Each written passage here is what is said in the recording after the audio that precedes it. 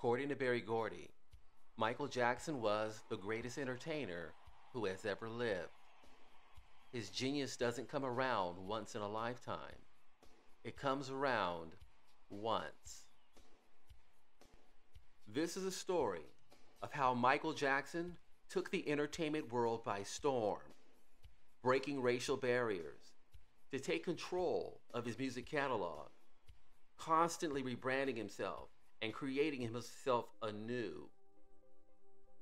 It's the saga in which conspiratory agents in high places in Hollywood worked against him and confronted him with sexual allegations of child molestation, and how Michael was nearly canceled.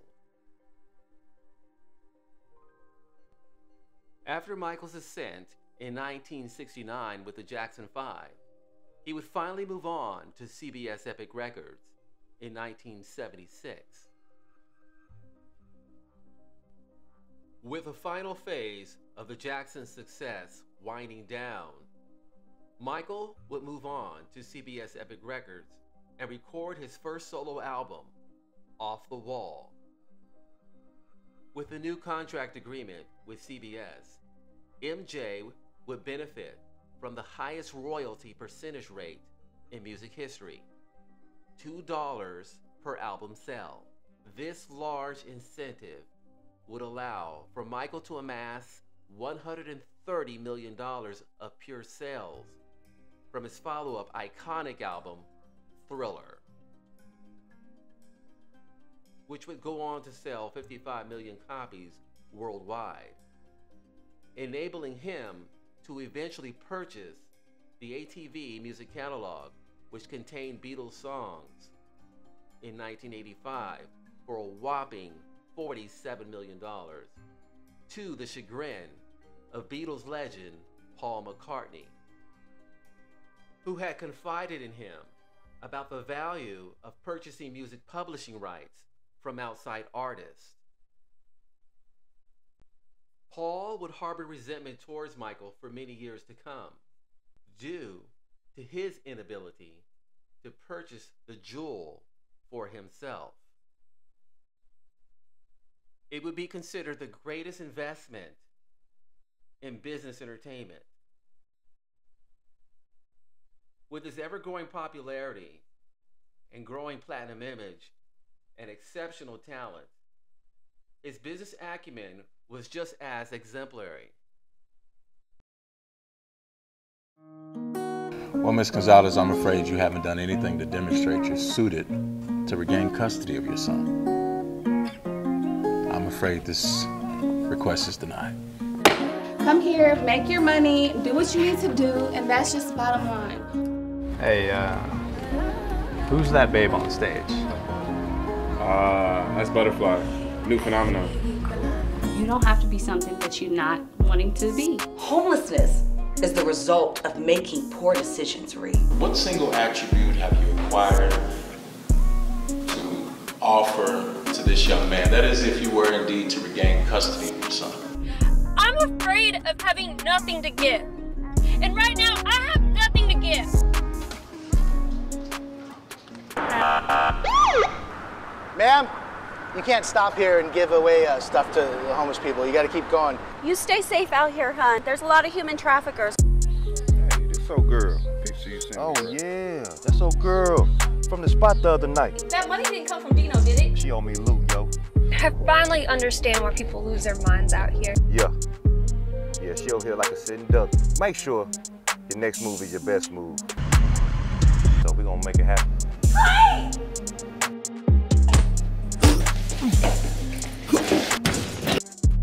Please, God, let me grow big, beautiful wings so I can rise above this madness like a butterfly.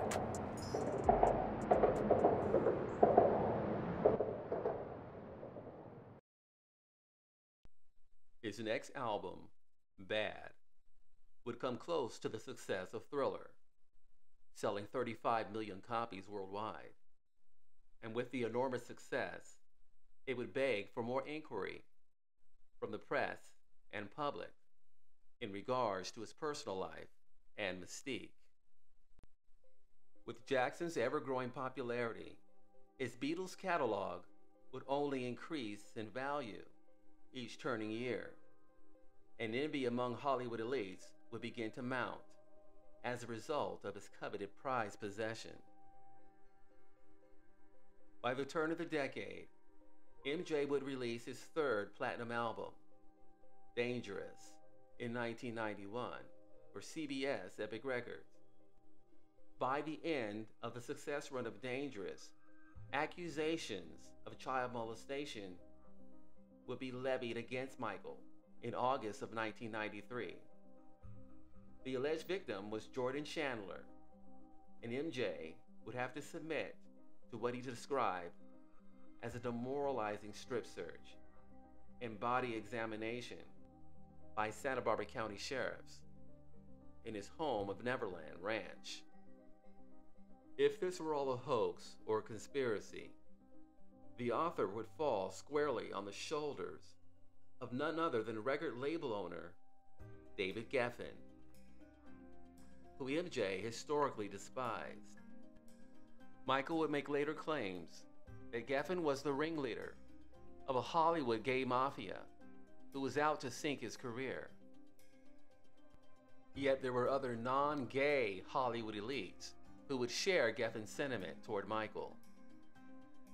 In 1990, Michael was involved in a certain secret Project M, where a little-known scriptwriter, Darlene Craviotto, was hired by Geffen's friend, Jeffrey Katzenberg, of Disney, to write a script for a Peter Pan movie in collaboration with the enthusiastic Michael Jackson, who was supposed to play the main part, Peter Pan.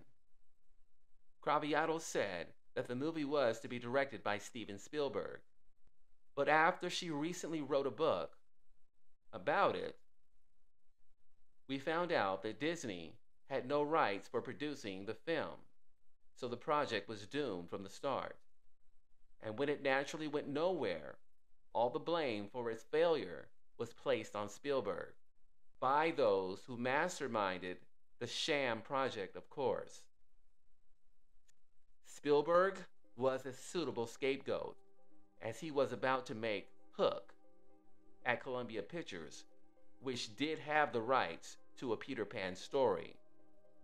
The overall situation brought us to the conclusion that both Michael Jackson and Steven Spielberg fell victims to a scam, and that Michael could be even deliberately alienated from Spielberg. As usual, the scammers stay behind the scenes. However, the few remaining trails are invariably leading us to the same direction. To the above mentioned David Geffen's friends, Katzenberg, and probably even Geffen himself, who, as Michael said, destroyed his career. Besides the New York Post, the references that Michael Jackson's statement about Geffen and his mafia had also been found in some forum chats.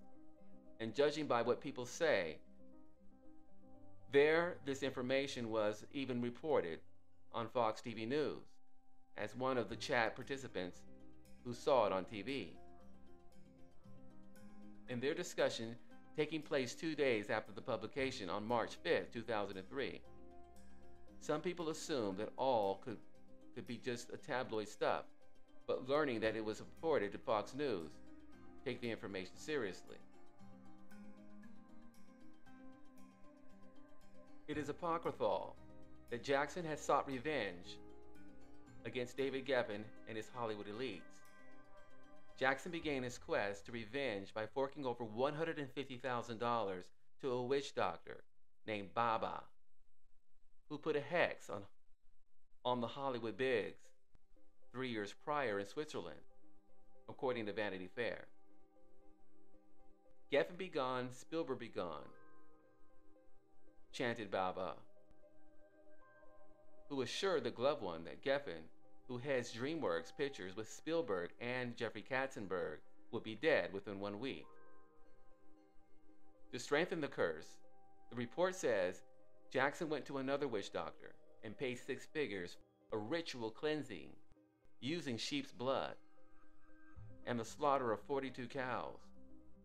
For his money, he got the blood of a number of small animals for yet another slaughter. Some of the cash was paid to a go-between, a mysterious woman named Samia, who came to Jackson with a letter of greeting from a Saudi prince, who is now the kingdom's chief of intelligence, according to Vanity Fair. Spielberg and Geffen were 2 of 25 people on Jackson's enemy list, according to Vanity Fair magazine. Geffen is famously vindictive. One reporter now in the Times once called,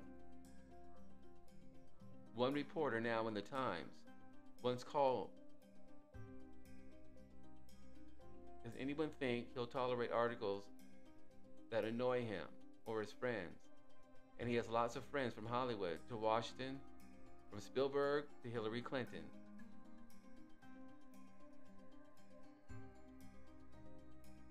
The period Michael referred to must have been between 1991 and the summer of 1995, when a row over the song "They Don't Care About Us" broke. And then soon thereafter, Michael stopped all communication with his then manager, Sandy Gallen, and friend David Geffen, due to their lack of support over the song's unfortunate lyrics. Though of course it doesn't rule out that Geffen could work on ruining Michael's career well after they parted ways. So the essential question now is, what point in time was regarded by Michael as the moment when his career sank, which will also explain to us when Geffen and his mafia started working against Michael, at least according to MJ's perception of it. The photo of Michael Jackson attending David Geffen's birthday party together with Madonna comes from Geffen's Instagram and dates back to February 21st, 1991. This was the peak of their relationship. By that moment, Michael had completely replaced his management team with people advised to him by Geffen, and was about to sign with Sony a new contract in March of 1991, the biggest attraction to which was an agreement to involve Michael in feature films. In this photo, Michael is happy and full of hopes for a bright new future ahead of him, and a stellar career in Hollywood promised to him by Geffen, who had his own movie company, was friends with every big Hollywood boss, and who persuaded Michael to hire his friend Sandy Gallen as a new manager who had all the necessary movie connections and experience. This moment in Michael's life seems to be a watershed between his earlier steady success and strange and unpredictable events that began to take place soon after. The year 1991 is also noteworthy for a sharp contrast between the way Michael Jackson's cooperation with David Geffen was reflected in the media before and after that. Prior to 1991, the media was full of reports about Geffen and his friends being extremely helpful to Michael Jackson.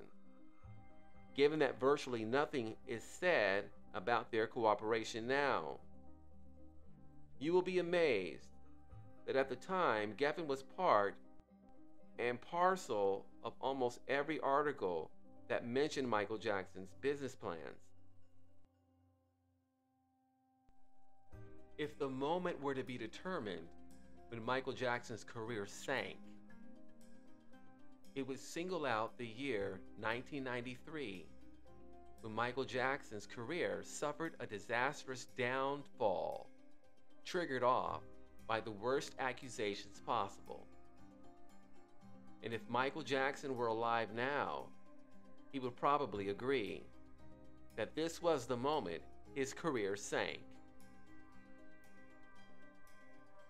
What's worth noting is a quote which came from the accuser's father. Everything is going according to a certain plan that isn't just mine. There's other people involved. Evan Chandler. Or the quote from his son Jordan Chandler, who refused to testify in the Arvizo trial in 2005, stating that he had done his part. What part was Jordan playing? And was the whole thing a game? Fast forward to February 20th, 2003. An interview with Martin Bashir and Michael Jackson titled Living with Michael Jackson. Martin Bashir, a deceptive British journalist and clever manipulator, coaxed Michael into granting him an exclusive interview inside of his Neverland Ranch, under the guise that it would restore its once angelic image, similar to the interview he had conducted years prior with Princess Di in 1995. It would all backfire in ways far too disastrous.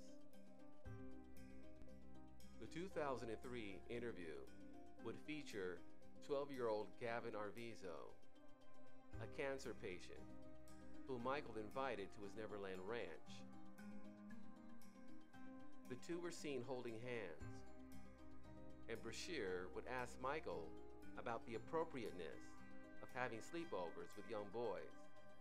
In response, Michael would say, "There's nothing more loving than offering your bed to someone."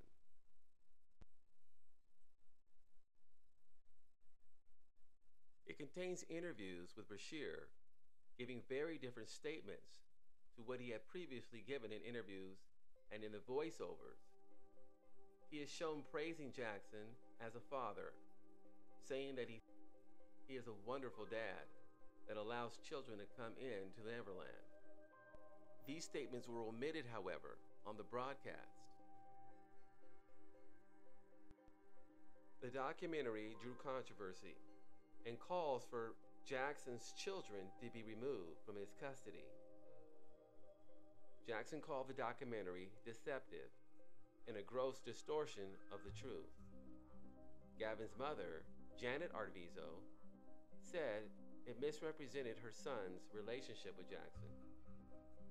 She instructed Theodore Goddard, the London law firm, to file complaints against the independent film company.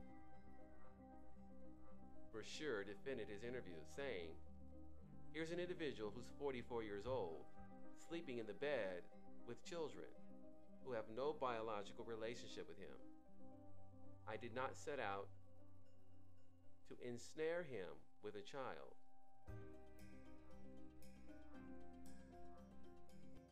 A few weeks after the broadcast of the documentary, the Los Angeles Department of Child and Family Services conducted a preliminary investigation of Jackson and Gavin.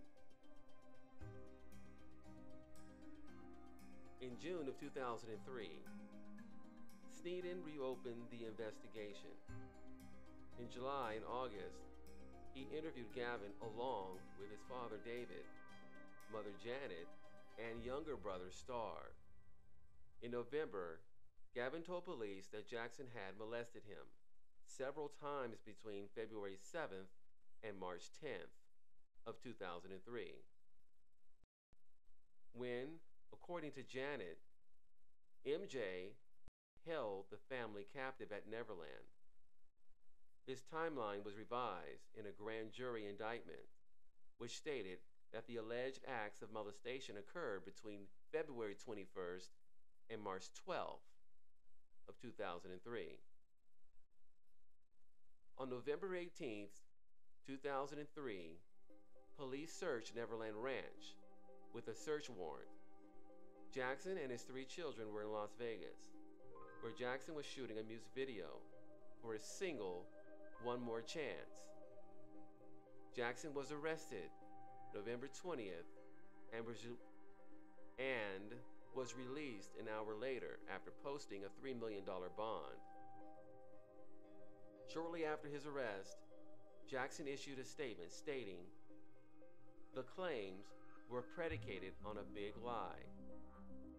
On December 18, 2003, Jackson was charged with 7 counts of child molestation and 2 counts of administering and intoxicating a child for the purpose of committing a felony.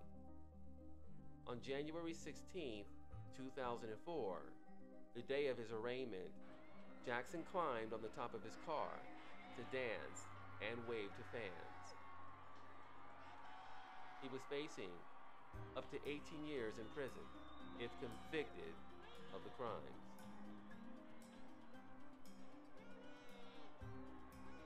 The trial began on February 28, 2005, in the courthouse of Santa Maria, California.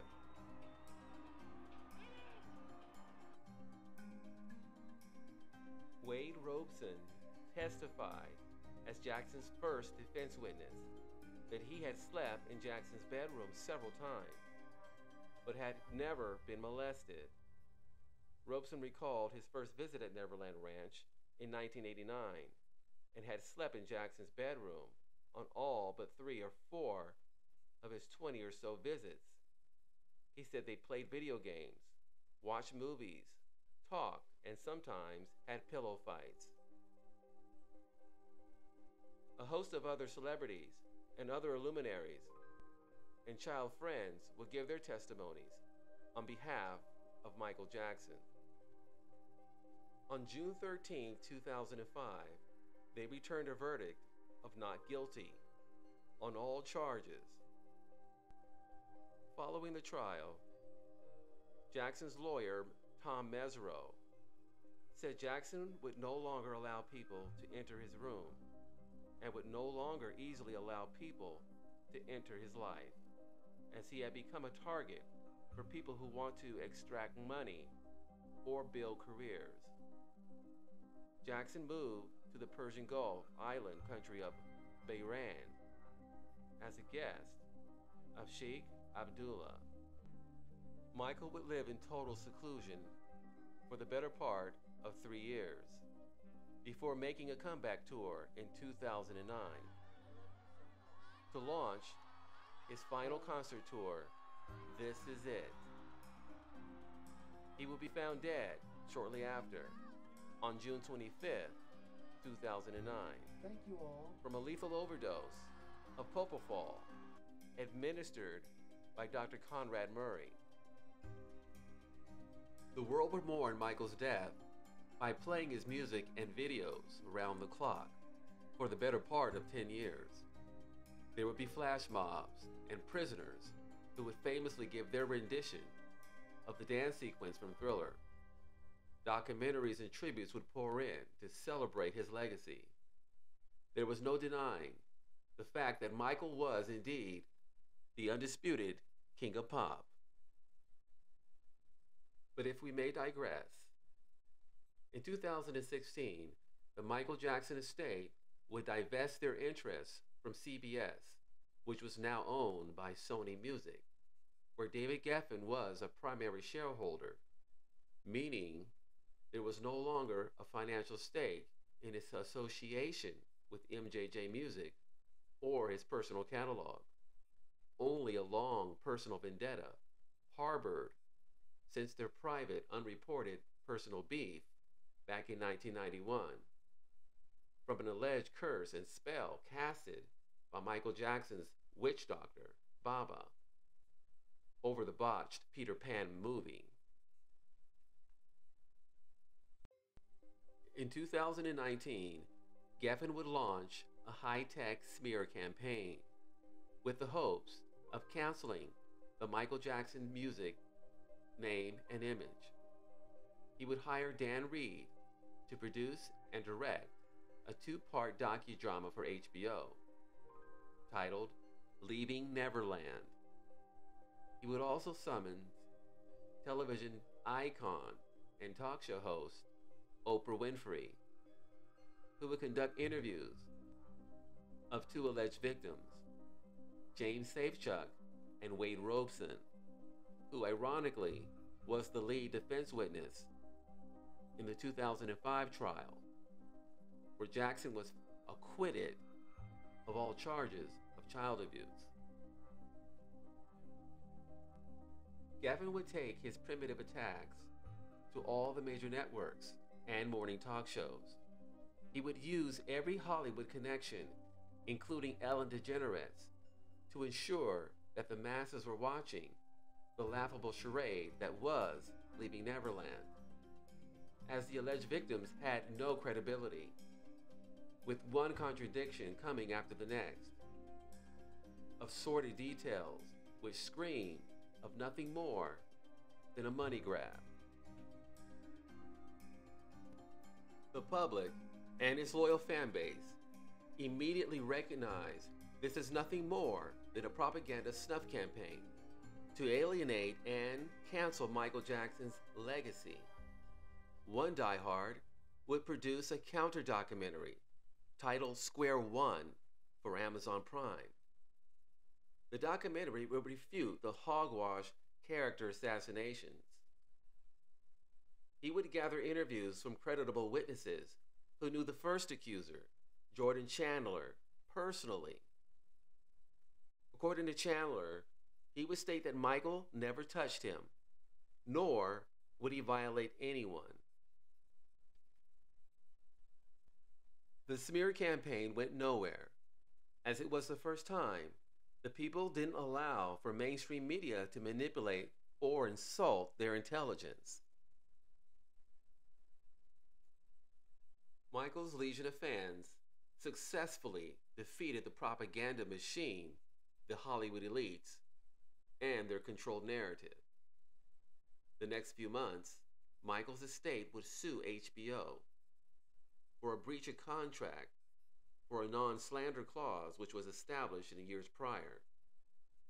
According to HBO, the contract was only valid while alive, but not in death. The Michael Jackson estate would enjoy a resurgence of popularity and music sales for the MJJ catalog. However, with mounting debts, which superseded the overall windfall of revenue coming in, they would decide to sell half of Michael Jackson's publishing and recorded masters to Sony for more than $1.2 billion on February 9th, 2024. In what was likely the largest transaction for a solo artist's body of work, according to Billboard. Michael Jackson is an American treasure, and his genius rests among the timeless figures such as William Shakespeare, Van Gogh, Michelangelo. And if it weren't for scandal, his image would be angelic. Michael Jackson ushered in a new sound. He innovated the way we see music videos. He inspired a host of transcendent stars. He was one for the ages. Michael Jackson, nearly canceled. For more, click, like, and subscribe. Thanks for watching.